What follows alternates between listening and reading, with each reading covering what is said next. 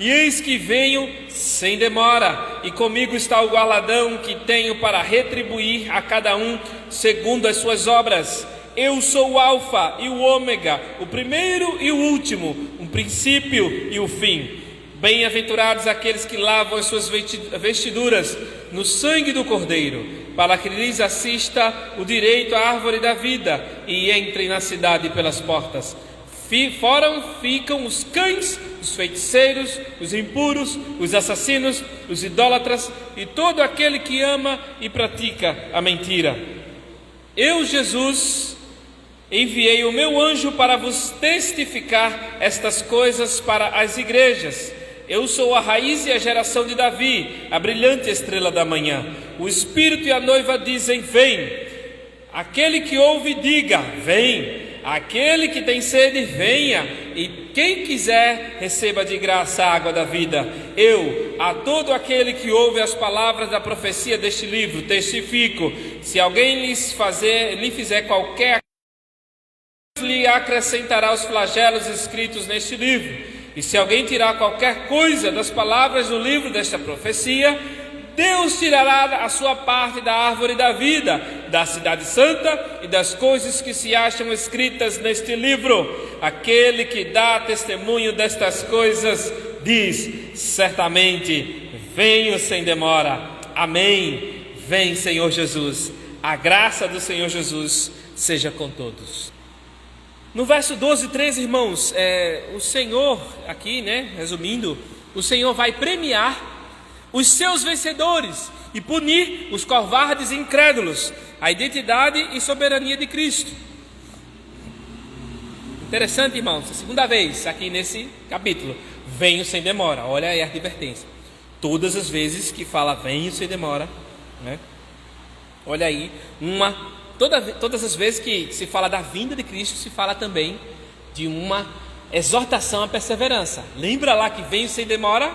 Aí guarda a palavra. Aí ele diz: venho sem demora. E ele diz no 14: bem-aventurado aqueles que lavam as vestiduras no sangue do Cordeiro. É uma exortação à perseverança também, ok? E assim, irmãos, aqui nesses versos 12, interessante que ele diz que está o galardão comigo e tenho para retribuir a cada um segundo as suas obras. Irmãos, aparentemente, quando você lê esse livro, quando você lê esse trecho, você pensa: bom, ele está falando para os crentes e aqueles que vão entrar no céu e vai retribuir, premiar os crentes lá no céu. Pronto, você pensa, basicamente a gente só pensa nisso, Mas, irmãos, a gente se decepciona, viu? Porque, de acordo com toda a Bíblia, Jesus é aquele que há de julgar os vivos e os mortos. O apóstolo Paulo pregou lá em Atenas que o varão que há de julgar dos vivos e os mortos, lá em Atos 17, lá em Atenas, na Areópago, lá cheio de filósofo. E aí ele disse que ressuscitou esse varão para julgar vivos e mortos. E tantos outros trechos da Bíblia. Irmãos, na Bíblia 70, que é a Septuaginta, é a versão grega do Antigo Testamento, Foi a primeira tradução do Antigo Testamento, foi para o grego, ok? Então a gente chama de 70. Lá no Isaías 62:11, na 70, no texto grego, diz que: eis que o Salvador vem até ti, trazendo consigo a recompensa. Interessante. Provérbios 24:12 diz assim: Deus retribuirá a cada um conforme os seus atos. E, irmãos, há crentes mais santos em Cristo que outros, há crentes mais santos em Cristo que outros, né? Portanto, a recompensa pelo sacrifício de uma vida devota a Deus será efetivada, prêmio a receber segundo as obras. Peraí, nós somos salvos pela graça, mas somos julgados segundo as obras, ok? Então, não pense aquele cristão lá, não quero fazer mais nada para Jesus, não quero trabalhar para o Senhor, não quero servir ao próximo, sou salvo, satisfeito, tranquilo, está resolvido. Não é bem assim, tá? Então, todos serão julgados, todos nós. Difícil de compreender isso, mas é fato. Conforme as Escrituras, toda a Bíblia, o que Jesus está falando aqui já não é mais a ordem do anjo, tá? A ordem do anjo foi até, continua injusto, fazendo injustiça e tal, né? Irmãos, é interessante que a recompensa não se restringe apenas à salvação, mas inclui a recompensa pela obra realizada. A ideia de julgar segundo as obras ocorre frequentemente em Apocalipse, tanto em referência aos crentes quanto aos descrentes. Portanto, o sentido aqui é recompensa ou punição, de acordo com cada caso, pois o termo grego indica pagamento pela obra realizada. E é interessante que esse retribuir, ele se refere tanto, retribuir segundo as suas obras, tanto aos bons e aos maus, aos justos e injustos, ou a paga do salário. Exatamente isso. Então, esqueça, irmãos, que ele está falando assim. É porque os irmãos, peraí, mas aqui, nessa hora que os ímpios já não estão no lago de fogo? Não é assim que a gente deve pensar. Ele está concluindo, tá? Está trazendo a conclusão de todo o livro, das pessoas que vão receber e vão ouvir desse livro ainda. E assim, ele está falando para pessoas da época e para nós em todas as épocas também. Então, Deus estará pagando segundo as suas obras, ou em Cristo, ou fora de Cristo, segundo merecer. Os títulos, e aqui, irmãos, também no verso 13, eu sou o Alfa e o Ômega, o primeiro e o último, o princípio e o fim. Nós falamos das Escrituras, os títulos de Cristo, Deus Pai, Cristo, né, com essas titularidades, né, basicamente que os títulos fazem referência à soberania de Deus e de Cristo sobre a história. Eles controlam o início da criação e o seu fim, e portanto dirigem cada aspecto da história do mundo. Como essa é a única passagem que contém os três títulos juntos, ela tem a maior ênfase de todas no poder todo abrangente de Cristo sobre a história humana. Então aí, irmãos, Cristo o seu, exercendo o seu domínio, a sua soberania. Eu sou aquele que começa e aquele que conclui. Eu sou tanto a letra A como a letra Z. Eu sou todas as coisas. Eu estou operando em todas as instâncias, todas as dimensões da vida. Na vida espiritual, na dimensão dos mortos, na dimensão dos vivos, na dimensão espiritual, na celestial, na terrena, na infernal, em todas as instâncias. Jesus está atuante e Ele governa sobre tudo e todos. E aqui, no verso 14, né, que é uma perseverança devido a venham sem demora, todas as vezes que a Bíblia fala, né, da vinda de Jesus. Maravilha!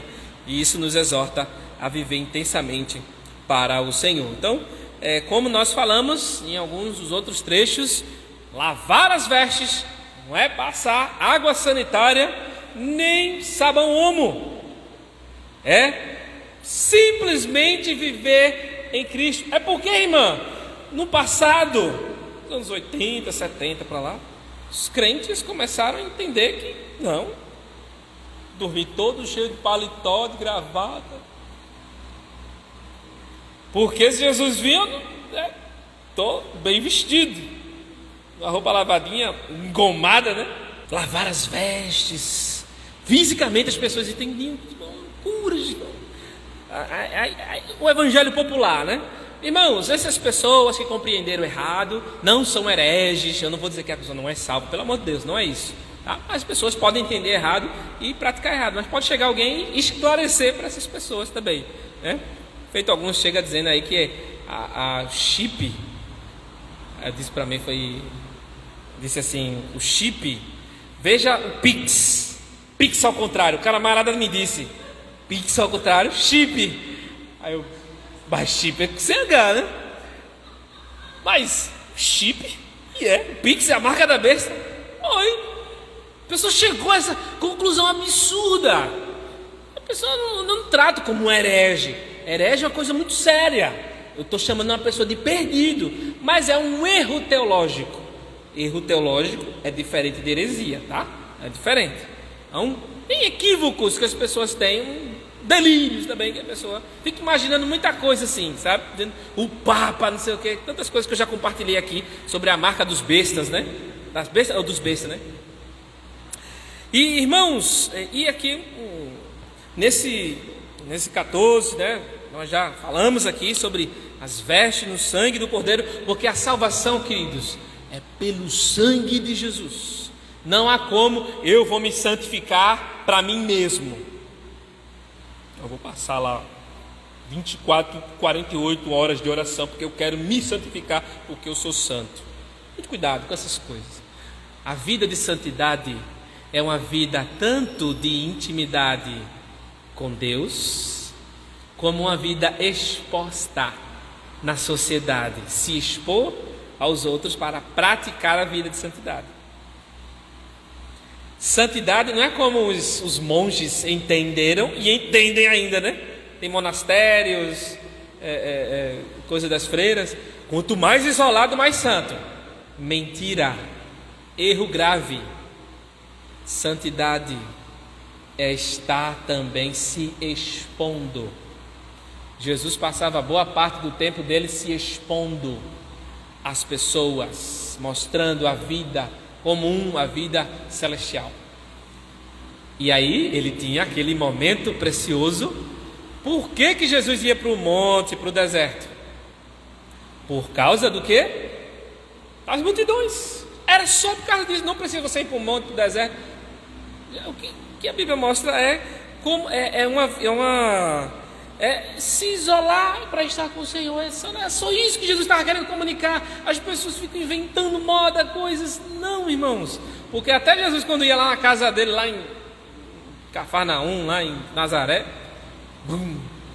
aquele texto lá dos 4 amigos que desce um amigo na maca, o texto diz que é na casa dele. Eu não podia nem ficar lá, entupido de gente lá na casa. Então Jesus ia para o monte, para o deserto, né? Por causa disso também. Irmãos, e aqui os salvos e os não salvos, ele dá uma lista interessante, que fora ficam os cães, os feiticeiros, os impuros, assassinos, idólatras e todo aquele que ama e pratica a mentira. Irmãos, os cães, olha, eu só quero falar do primeiro e do último da lista, tá? Se for falar de cada um aqui, é passar a noite. Irmãos, os cães, eles têm a ver com tem um aspecto muito abrangente, os cães, que era muito comum na época de Jesus ter um hebreu chamar um gentio de cão, tá? A imagem é um paralelo com a imagem de Jesus aqui. Nos dias de Jesus, né, os judeus chamavam de cães, né, o evangelho lá, Mateus 7, verso 6, cães e porcos, né, que Jesus chama lá, faz aquele trocadilho. Paulo avalia os falsos mestres, né, lá em Filipenses 3:2, e chama lá de cães, guardai-vos dos cães. Quem são esses cães? Que é muito utilizado pelos hebreus. Pedro utiliza a passagem de Provérbios para descrever os apóstatas, né, falando dos cães lá também. O cão voltou ao seu vômito, falando dos apóstatas, né? E é possível também que cães, irmãos, tenham uma conotação mais imoral, vamos dizer assim, que indique especialmente os prostitutos cultuais, homens que cultuavam deuses com relação homossexual, na posição D4, por isso cães. Então, de forma mais geral, tá, essa referência a cães faz uma referência a um aspecto religioso e imoral do ser humano. Eu acho muito interessante isso aqui, porque vai abranger tanto para crente, que se diz crente, que está na igreja, como para um descrente também, ok? Então não está falando só de homossexual, está falando de todo aquele que diz que pratica o evangelho, mas prega um evangelho totalmente diferente do que a gente tradicional anuncia, né? Então é um herege, uma pessoa que voltou ao próprio vômito, é uma pessoa ímpia, né, que está dentro dos ciclos evangélicos, ok? Então ficarão de fora os cães. Interessante que aqui esse ficar de fora, irmãos, ele está aludindo ao texto anterior que diz: e lhes assistam direito à árvore da vida e entrem na cidade pelas portas. Enquanto os salvos estão entrando na Jerusalém celestial, eles entram por meio do sangue de Cristo. Fora da cidade é o quê? O que ele está dizendo? Então, uma figura no Antigo Testamento em que, por exemplo, nos tempos de Jesus, existia um vale de Rinom, em que se jogava o lixo e queimava ali o lixo. É muito grave o que ele está dizendo aqui. Ficarão de fora. Ficar de fora da cidade era um maldito. Lá em Hebreus 13, 12, 13, traz o texto lá de que Jesus, saiamos a ele ao arraial, fora do acampamento e por aí vai, né? E fora do arraial, o bode era sacrificado. Um bode era sacrificado, que simbolizava levar os nossos pecados. Jesus foi sacrificado na área externa da cidade. E aí é um ambiente de maldição. Toda a maldição do pecado, simbolizando igual aquele bode lá no Antigo Testamento, foi sobre Cristo. E aí Jesus já tomou a ira, a maldição, que vai ser descarregada onde? No fim dos tempos. E aí toda essa maldição vai ficar de fora, tudo simbolizando que fora das portas da cidade, fora dos muros, vai estar onde? No lago de fogo, todos esses ímpios contra o Senhor. E mentirosos, queridos, ele sempre vai falar de mentirosos nas listas, falando dos mentirosos por último. Interessante, né? Por quê, queridos? Mentirosos resume toda uma vida sem Deus. Não é só que fala mentira, é uma vida longe da verdade, que é Cristo. Quem é o pai da mentira? Em João 8,44, pai da mentira é o diabo, Satanás. E assim, irmãos, em 16 e 17, ele diz que eu sou a raiz de Davi, a geração de Davi. Imagine um tronco, é relativo a Isaías 11:1. Imagine um tronco cortado. Olha lá Isaías 11:1, né? Do tronco de Jessé brotará o renovo. A imagem aqui é que Jesus é uma raiz profunda, e que o mesmo tronco sendo cortado, ela renovará, florescerá. A raiz de Davi, né? Que foi quebrada aí ao longo do caminho, ao longo do tempo. E ele diz a geração de Davi, o descendente.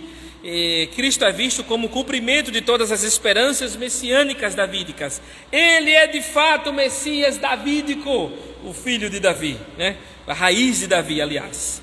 A estrela da manhã. Eu acho interessante esse termo, que leva lá para Números 24:17, que diz: uma estrela virá de Jacó, ou seja, uma estrela virá, né? É Cristo, enfatiza a glória de Cristo. E assim, irmãos, nós entendemos que, por que estrela da manhã? É só você ir novamente para a praia. Privilégio de morar em Recife, né? Você vai para a praia, vai 4:30 da manhã e vai lá ver o sol, a estrela da manhã. Parece lindo demais, é bonito demais. E no momento de oração, vá lá, né? Vai orar, conversar com Deus, dia amanhecendo. As pessoas se preocupam mais para tirar selfie, para mostrar para os outros. Pelo amor de Deus, eu já vi tantas vezes e não tiro selfie, não tiro foto.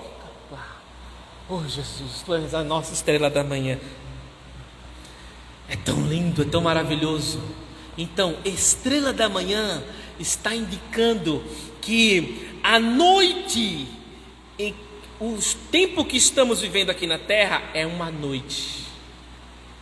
É uma noite sombria, é uma noite de dores, de doenças. Pode ver nosso pedido de oração. Muita coisa relativa à doença, a pessoa não é salva, segurança pública, política, tanta coisa ruim que a gente compartilha. Por necessidade, é lógico, necessidades que nós estamos almejando.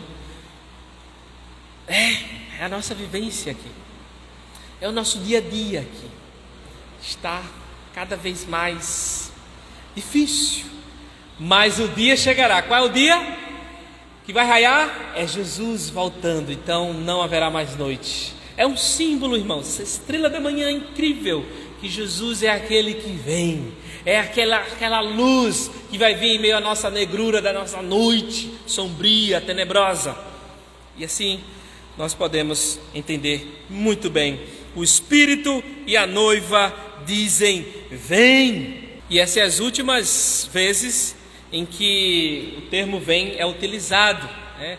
Esse convite para estar perto de Cristo, esse convite para serem salvos também, é duplo esse sentido. O Espírito e a noiva dizem: vem. Aquele que ouve, diga: vem. Aquele que tem sede, venha. E quem quiser, receba de graça da água da vida. É tanto um convite para a intimidade com Cristo, como também um convite para que pessoas ouçam do Evangelho e sejam salvas pela graça do Senhor.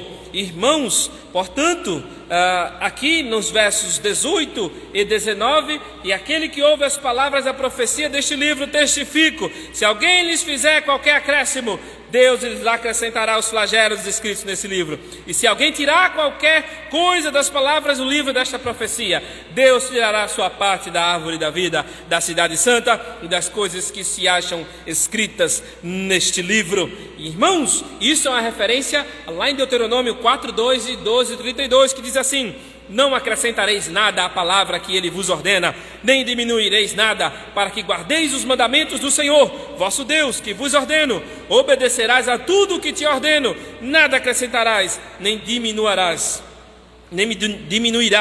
Nesse caso, a fórmula indica que a lei veio diretamente do Senhor e não deve ser complementada ou reduzida, como em Deuteronômio. Cristo está advertindo contra os falsos mestres que distorcem o sentido das profecias ao acrescentarem o próprio ensino ou removerem o sentido pretendido por Deus. A passagem se refere a uma pessoa que usa o livro de Apocalipse para restaurar a fé, reestruturar a fé cristã, como fazem algumas seitas.